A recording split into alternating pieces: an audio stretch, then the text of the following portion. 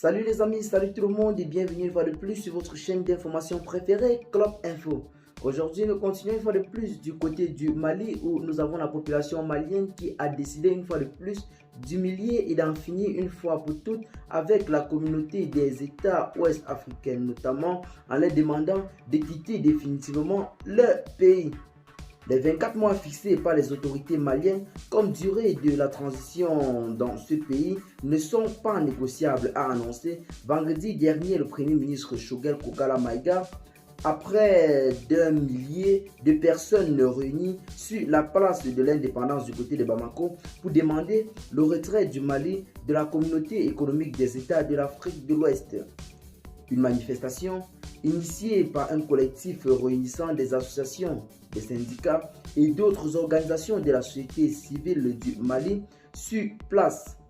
Une lettre ouverte a été remise au Premier ministre Choguel Kokala Maïga pour le président de la transition malienne, le colonel Assimi Goïta. Le colonel y a dénoncé les acharnements insensés des chefs d'État de la CEDEAO qui sont devenus aujourd'hui de véritables valets français à la solde du président français Emmanuel Macron. La décision des dirigeants de l'organisation sous-régionale de maintenir les sanctions en dépit de l'avis de la Cour de justice de l'Union économique et monétaire ouest-africaine, abrégée UEMOA, demandant leur suspension. Pour le collectif, il est aujourd'hui inconcevable que le Mali puisse continuer à payer pour son combat contre l'impérialisme, le néocolonialisme français à travers des institutions sous-régionales qui malheureusement ne répondent plus aux normes préétablies par les initiateurs.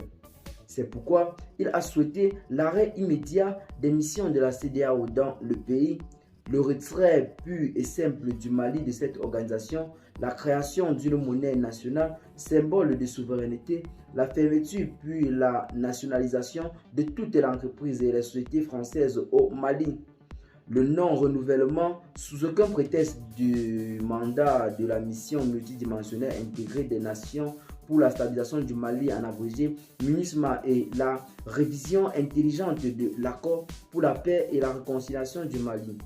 Lors du sommet extraordinaire du vendredi dernier, 26 mars, du côté d'Accra au Ghana, les dirigeants de la CEDEAO ont renouvelé les sanctions prises le 9 janvier dernier contre le Mali en exigeant que les autorités de la transition du pays fassent un choix entre 12 et 16 mois pour le nouveau chronogramme de la période transitoire.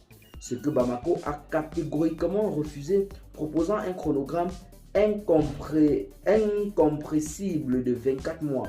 A noter que le Mali est membre fondateur de la CEDEAO, une organisation intergouvernementale ouest-africaine créée le 28 mai 1975. Et bien les amis, telle est en quelque sorte la situation qui se vit en ce moment du côté du Mali, notamment avec les populations et les autorités maliennes qui ont la même bouche en ce qui concerne le divorce radical et définitif avec la CEDEAO.